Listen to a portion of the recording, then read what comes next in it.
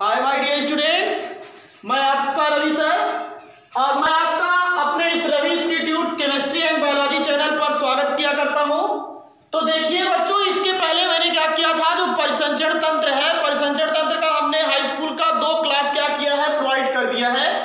पहले लेक्चर में हमने ये बताया कि परिसंचरण तंत्र क्या होता है और परिसंचरण तंत्र का कार्य क्या होता है, और दूसरे लेक्चर में हमने क्या किया, आपको बताया कि खुला परिसंचरण तंत्र क्या होता है, बंद परिसंचरण तंत्र क्या होता है। आई होप आप लोग वहां तक एकदम विधिवत तरीके से पढ़ लिए होंगे और अपनी नोट्स भी कंप्लीट कर रहे होंगे। आज का जो हमारा लेक्चर होगा वो परिसंचरण तंत्र के जो अंतर्गत आने वाले अंग हैं, जैसे कि कल मैंने आपको बताया था कि मनुष्य के परिसंचरण तंत्र के अंतर्गत जो आता है अंग, उसमें पहला होता है रक्त, दूसरा आपका क्या हुआ करता है हृदय, और तीसरा जो हुआ करता है वो आपकी हुआ करती है रक्त वाहिनियां, और जो चौथा हुआ करता है वो होता है आपका लसिका। इसके अलावा भी अगर आप कहोगे तो प्लीहा भी हुआ करता है, जो आपके एक तरीके से परिसंचरण तंत्र के अंतर्गत आया किया करता है। लेकिन 4 ही ऑर्गन्स जो होते हैं बहुत होते हैं। जैसे मैंने बताया, पहला है रक्त, दूसरा है हृदय, तीसरा है रक्त वाहिनियां, चौथा है लसिका, और आपका पांचवा जो हुआ करता है वो क्या होता है, प्लीहा हुआ करता है। तो आपको मैंने शुरू में ही बताया था कि परिसंचरण की क्रिया में जो अंग सहायक होते हैं उसे हम परिसंचरण अंग कहते हैं, और इन्हीं अंगों के समूह को ही हम लोग क्या कहा किया करते हैं, परिसंचरण तंत्र के नाम से क्या किया करते हैं, जानते हैं।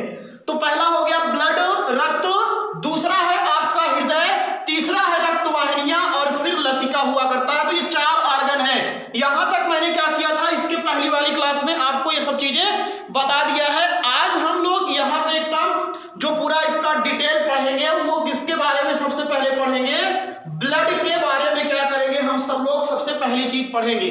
तो यहाँ पे आप लोग पहली हेडिंग लगाइएगा रक्त, या जिसको हम लोग कहा किया करते हैं ब्लड। अब हम एकदम पूरा जो डिटेल पढ़ेंगे वो किसके बारे में जानेंगे कि रक्त क्या हुआ करता है, रक्त मनुष्य के शरीर में कितने प्रतिशत पाया जाता है, और रक्त किस प्रकार की क्या होती है, टिश्यूज हुआ करती है, और रक्त के अंतर्गत कौन कौन चीजें पाई जाती हैं, मतलब कि कंपोजिशन ऑफ ब्लड, ब्लड का कंपोजिशन क्या हुआ करता है, ये कितने चीजों से या कितने अवयवी पदार्थों से मिलकर के क्या हुआ करता है, बना हुआ करता है। इन सभी चीजों के बारे में क्या किया करते हैं, हम जानेंगे। तो अगर ब्लड के बारे में सबसे पहली चीज अगर आपको जानना है तो एकदम सीधा सीधा आप ध्यान दिया करो कि रक्त जो हुआ करता है एक परिसंचरण तंत्र के अंतर्गत आने वाला ये अंग है ही, और उसके साथ साथ ब्लड के बारे में सबसे पहला एक छोटा सा यहाँ पे एक टॉपिक लिखा जाता है कि रक्त एक जो हुआ करता है ये क्या हुआ करता है, तरल संयोजी ऊतक होता है। अगर कोई भी ब्लड के बारे में आपसे पूछे कि ब्लड है क्या चीज, तो ब्लड की एक छोटी सी डिफिनेशन यही है, जान लीजिए कि रक्त जो हुआ करता है यह एक तरल क्या हुआ करता है, संयोजी। संयोजी का मतलब होता है कि जो शरीर की विभिन्न कोशिकाओं को क्या करता है, जोड़ने का कार्य करता है, और ऊतक तो आप लोग जानते हो कोशिकाओं का क्या हुआ करता है, समूह। तो एकदम सीधा सीधा अगर कहा जाए तो रक्त एक जो हुआ करता है ये आपका क्या हुआ करता है, तरल संयोजी क्या हुआ करता है, ऊतक हुआ करता है। ये बात आप लोग एकदम विधिवत तरीके से क्या कीजिएगा, ध्यान दीजिएगा यहाँ पे कि पहली चीज, जैसे कभी कभी पूछा जाता है, बहुविकल्पी क्वेश्चन बन जाता है, रक्त है। अब रक्त है तो 4 ऑप्शन आपको दे दिया जाएगा, और उस 4 ऑप्शन में एक ऑप्शन आपको ये देखने को मिलेगा, तरल संयोजी ऊतक। तो ये चीज आपको ऑप्शन से भी जान लीजिएगा, बहुविकल्पी क्वेश्चन भी क्या हो जाया किया करता है, बन जाया किया करता है। अगली चीज ध्यान दीजिएगा, एक स्वस्थ मनुष्य में, परसेंटेज की मैं बात कर रहा हूं, एक स्वस्थ जो क्या हुआ करता है, मनुष्य हुआ करता है, मनुष्य में लगभग एवरेज की बात कर रहे हैं, जान लीजिएगा 4 से क्या हुआ करता है, 5 लीटर। ये चीज याद रखिएगा, कितना हुआ करता है, 4 से 5 लीटर, या 5 से 6 लीटर भी कुछ कह सकते हैं, जैसे व्यक्ति का क्या हुआ करता है, स्वास्थ्य हुआ करता है। तो एक स्वस्थ मनुष्य में लगभग क्या हुआ करता है, 4 से 5 लीटर क्या हुआ करता है, रक्त उपस्थित होता है। अगर आपसे कोई पूछे कि एक स्वस्थ व्यक्ति में क्या हुआ करता है, कितना रक्त हुआ करता है, तो आप बता सकते हो कि एक स्वस्थ व्यक्ति में क्या हुआ करता है, 4 से 5 लीटर क्या होता है, होता है। और एक चीज आपको बता रहे हैं, जो व्यक्ति के शरीर के भार का क्या हुआ करता है, 6 से कितना परसेंट रहा करता है, 7%। अगर परसेंटेज की बात किया करते हो, जैसे कोई व्यक्ति है, उसके शरीर का अगर आप वेट निकाल लीजिए तो उस वेट का क्या हुआ करता है, लगभग 6 से 7% क्या हुआ करता है, उसमें आपको रक्त देखने को मिलता है। जो एक व्यक्ति के शरीर के भार का लगभग क्या हुआ करता है, 6 से 7% क्या हुआ करता है, पाया जाता है या उपस्थित होता है। ये 3 बातें ऐसी हैं जो एकदम आपको जान लीजिएगा, एकदम विधिवत तरीके से इंपॉर्टेंट है। पहली चीज तो ये मैंने बताया कि रक्त क्या हुआ करता है, एक तरल संयोजी ऊतक है। दूसरी बात बताया क्या कि एक स्वस्थ मनुष्य में क्या हुआ करता है, 4 से 5 लीटर क्या हुआ करता है, रक्त पाया जाता है।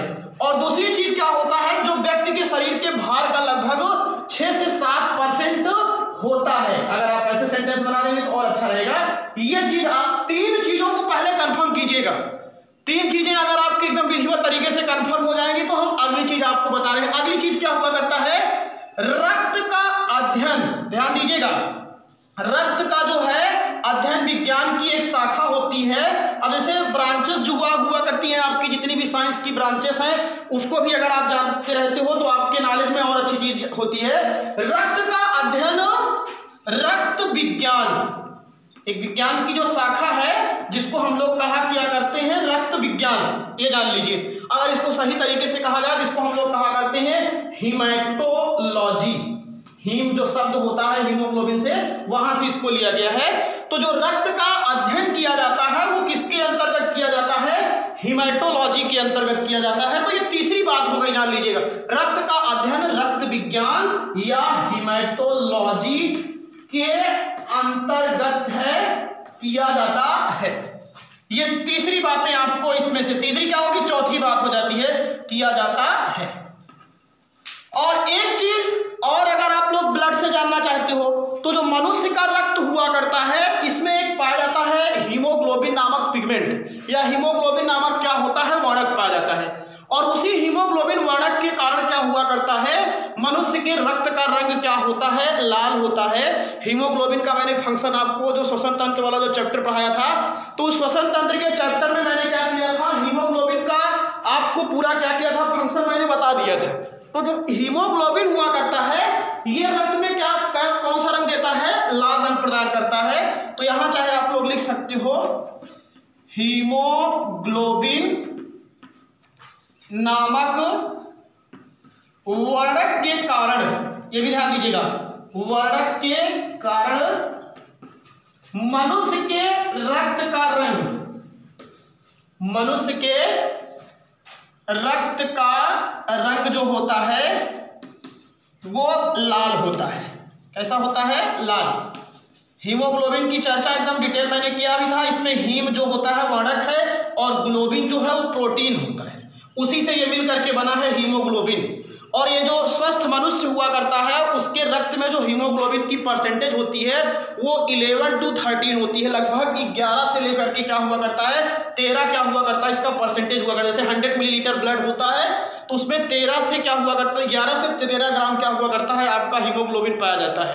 और जितना अच्छा हीमोग्लोबिन होता है उतनी ही अच्छी, जान लीजिए, आपके बॉडी में क्या हुआ करती है, ऑक्सीजन और कार्बन डाइऑक्साइड का क्या हुआ करता है, ट्रांसफॉर्मेशन हुआ करता है। तो ये 4 क्या लगभग जितनी भी 5 चीजें बताया मैंने, एकदम विधिवत तरीके से इसको लिखिएगा। आपको पहले हेडिंग लिखना है रक्त, फिर उसके बाद लिखना है रक्त एक तरल संयोजी ऊतक होता है। दूसरी चीज, एक स्वस्थ मनुष्य में लगभग 4 से 5 लीटर क्या होता है, रक्त पाया जाता है। दूसरी चीज, जो ये 4 से 5 लीटर है, जो व्यक्ति के शरीर के भार का लगभग 6 से 7% होता है। और फिर अगली चीज, रक्त का अध्ययन जो हुआ करता है वो रक्त विज्ञान या हीमेटोलॉजी के अंतर्गत किया जाता है। और अगली चीज, हीमोग्लोबिन नामक वर्णक के कारण क्या हुआ करता है, मनुष्य के रक्त का रंग क्या होता है, लाल होता है। इतनी चीजें तो मैंने शुरुआत में क्या बताया, रक्त के बारे में क्या किया, आपको बताया। अब चलिए इसके बाद आगे ले चलता हूं, रक्त का क्या है आपका संगठन। तो आप हेडिंग क्या लगाएंगे, केमिकल कंपोजिशन ऑफ ब्लड। समझ में आया, आ गया समझ में, क्या नहीं समझ में आया, नहीं समझ में आया।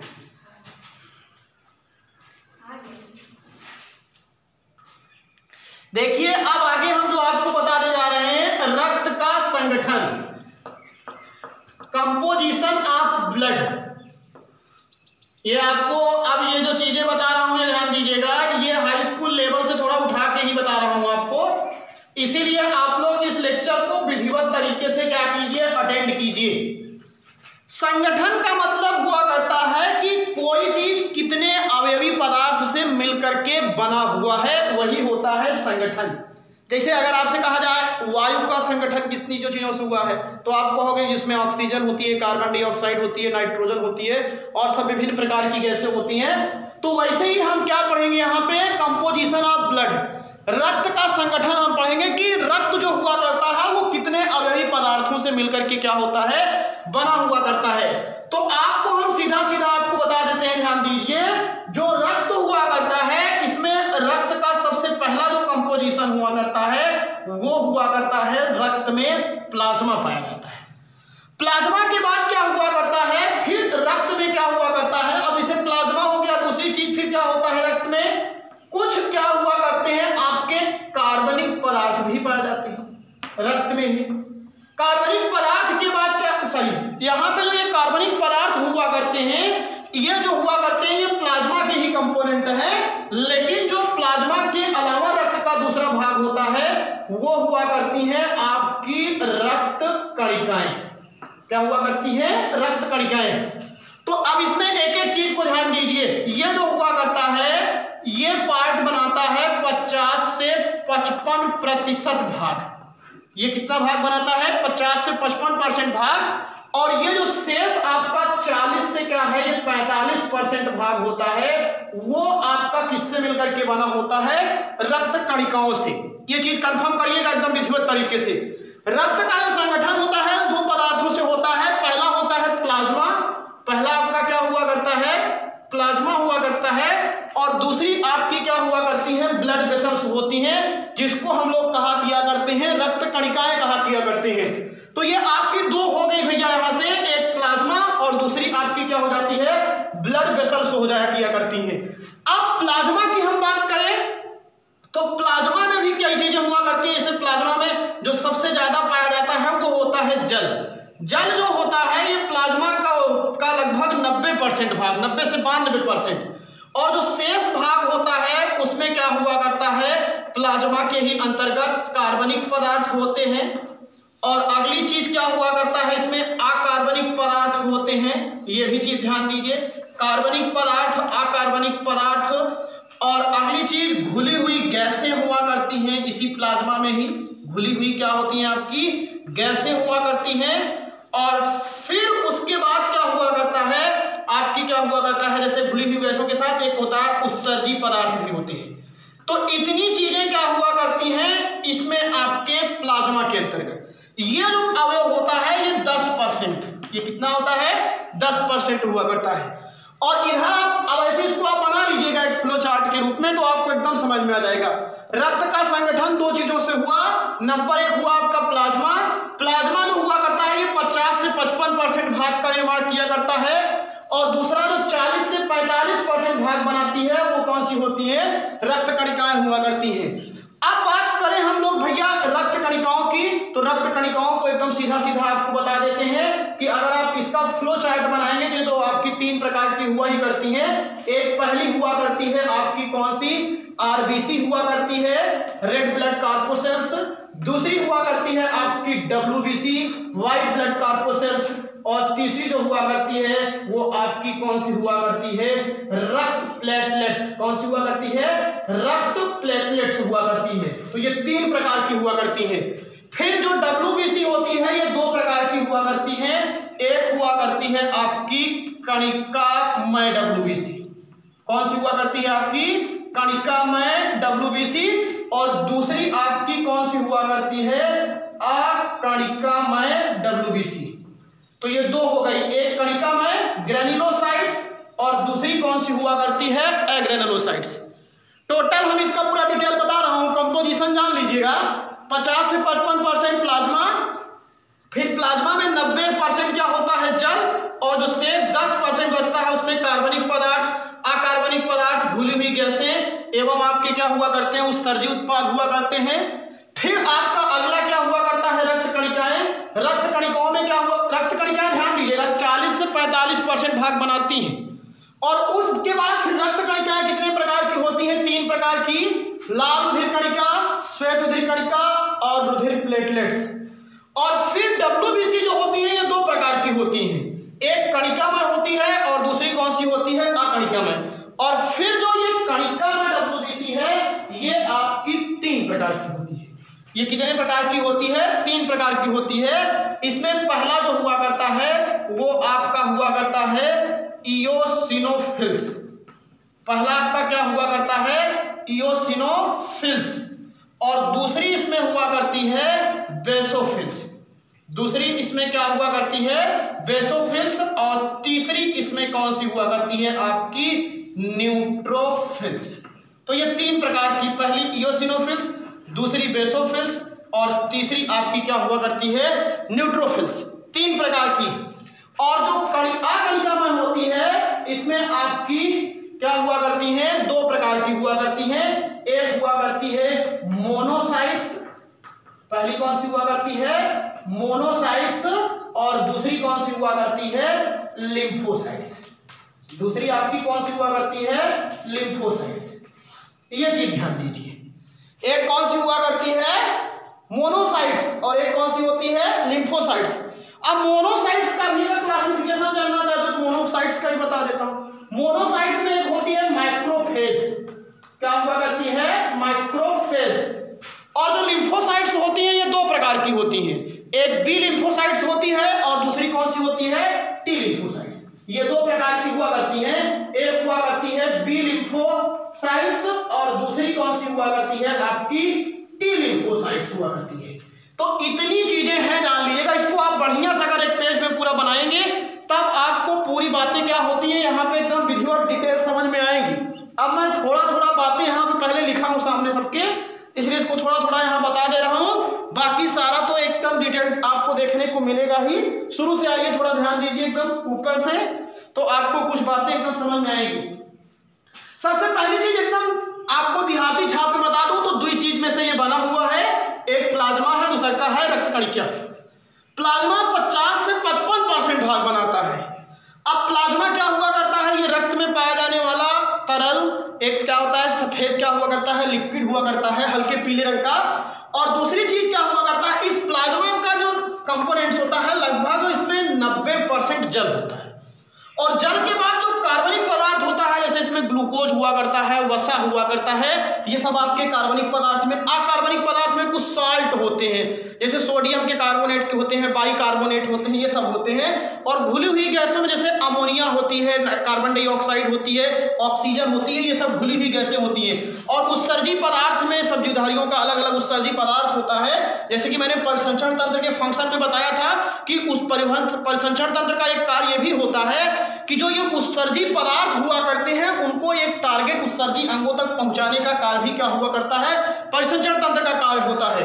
तो इस तरीके से ये 3 चीजें आपको देखने को मिल गई। ये प्लाज्मा की बात करिए, और ये क्वेश्चन बहुत ही इंपॉर्टेंट है, ये कई बार पूछा भी गया है कि रक्त में प्लाज्मा की कितनी परसेंटेज होती है।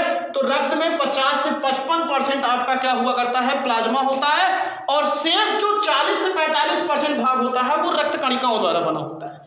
अब रक्त कणिकाएं जो हुआ करती हैं ये हमारे रक्त का 40 से 45% भाग बनाती हैं। और ये रक्त में क्या किया करती हैं, जान लीजिएगा, एक प्रकार की ये छोटी गोलाकार, अमीबाकार, अंडाकार या सिक्के नुमा क्या हुआ करती हैं, कोशिकाएं हुआ करती हैं। और एक यंत्र होता है जिसका नाम होता है हीमोसाइटोमीटर।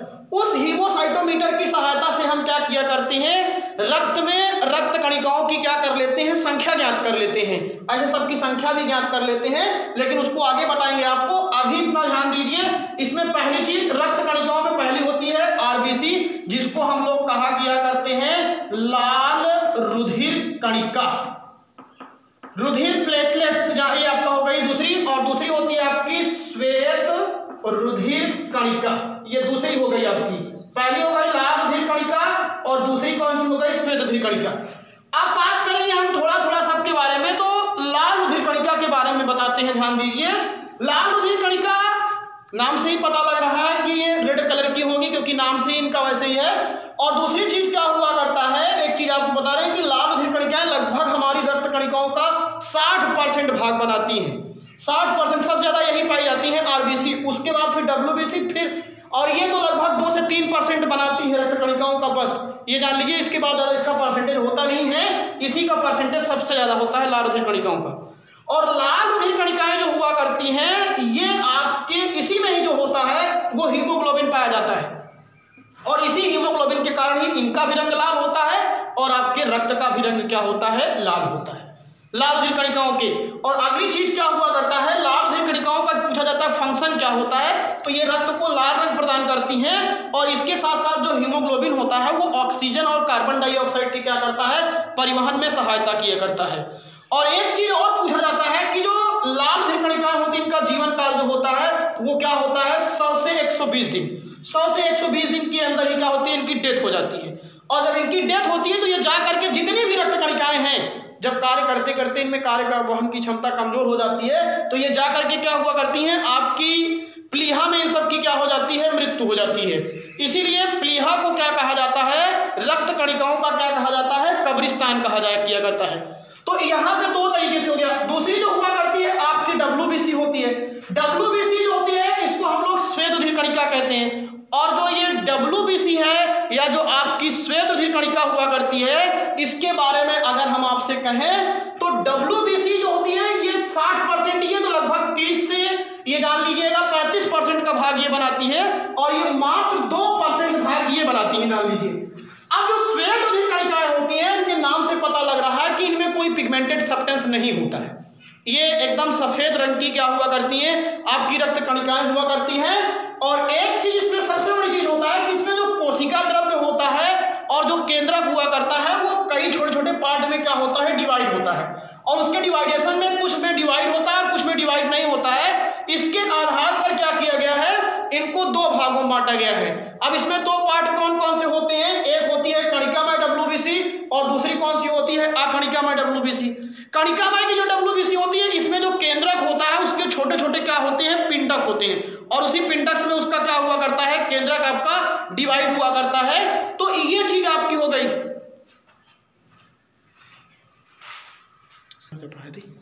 तो इसमें जो हुआ करता है 2 प्रकार की होती है, एक कणिकामय हुआ करती है और दूसरी आपकी कौन सी हुआ करती है, अकणिकामय। 2 प्रकार की होती है, जान लीजिएगा। तो इसमें जो पहली है वो है इओसिनोफिल्स, दूसरी जो होती है वो है बेसोफिल्स, और तीसरी जो होती है वो कौन सी है, न्यूट्रोफिल्स। 3 प्रकार की रक्त कणिकाएं इसमें हुआ करती हैं, जान लीजिए। और फिर यहां पे जो हुआ करती है, पहली है अकणिकामय। अकणिकामय में सबसे पहली होती है मोनोसाइट्स और दूसरी कौन सी होती है, लिम्फोसाइट्स। मोनोसाइट्स में एक और है जिसको हम लोग थोड़ा इंटरमीडिएट लेवल पे क्या किया करते हैं, इसको ज्यादा ही पढ़ा किया करते हैं, वहां इसको माइक्रोफेज के नाम से जाना करते हैं। और इसमें लिम्फोसाइट्स में 2 हैं। 2 कौन सी हुआ करती है, एक बी लिम्फोसाइट्स होती है और दूसरी आपकी कौन सी हुआ करती है, टी लिम्फोसाइट्स होती है। तो ये आप लोगों के सामने टोटल पूरा क्या मैंने बता दिया, केमिकल कंपोजिशन ऑफ ब्लड का, जो आपके सामने पूरा यहाँ पे देखिए, तो जो रक्त का क्या होता है संगठन, वो उसकी पूरी क्या किया हमने यहाँ पे डिटेल बता दिया। आप इसको क्या करेंगे, विधिवत तरीके से इसकी एक क्या कर लेंगे, जैसे मैंने बताया 2 पेज में इसको कवर करके, और इसको एक आप पूरा आइडिया इसका क्या कर लेंगे, वहां पे उतार लेंगे। फिर इसके बाद आगे वाली क्लास में हम आपको पूरा विधिवत एकदम बताएंगे कि प्लाज्मा क्या हुआ करता है, प्लाज्मा का क्या, फिर इस सब चीजों को पूरा एकदम डिटेल, फिर आरबीसी क्या है, डब्ल्यूबीसी क्या है, और हाँ रक्त प्लेटलेट्स जो हुआ करती हैं ये केवल स्तनधारियों में इनकी परसेंटेज होती है। और ये रक्त जब बहता हुआ खून हुआ करता है तो उस रक्त को क्या किया करती हैं, ये थक्का बनाने का काम किया करती हैं आपकी रुधिर प्लेटलेट्स। और जो डब्ल्यूबीसी होती हैं ये आपके शरीर को विभिन्न प्रकार के रोगों से लड़ने में क्या किया करती हैं, सुरक्षा प्रदान करती हैं। तो आई होप ये पूरा लेक्चर आपको समझ में आया हुआ होगा। इसको आप बढ़िया सा नोट्स बनाइए और मजेदार से कमेंट कीजिए, और अगर चैनल्स पर नए नए हो सब्सक्राइब करो। मस्त रहो।